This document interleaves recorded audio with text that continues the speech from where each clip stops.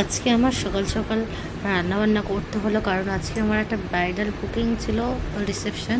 তাই জন্য যেতে হবে, তাই সকাল সকাল রান্নাবান্নাগুলো সেরে নিয়েছি। আর একদম শরীরটা কদিন খুব খারাপ ছিল, কালকে ওই জন্য ভিডিও ছাড়িনি।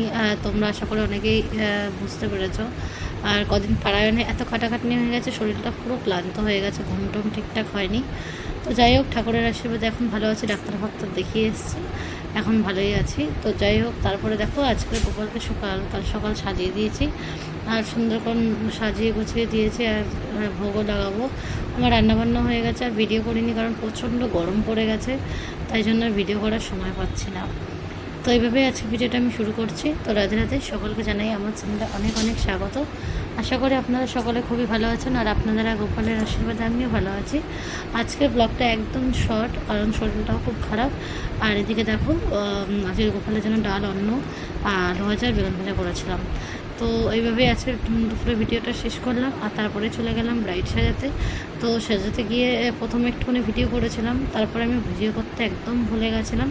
আর তোমরা অবশ্যই আমার ব্রাইডকে দেখে বলো রিসেপশন ব্রাইডটা কেমন হয়েছে। আর সত্যি তো বলতে ঘরটা এতটা ছোটো ছিল, আমার কাজ করতে খুবই প্রবলেম হচ্ছিলো, তাই আমি ভালো করে ছবি টবিও তুলতে পারিনি।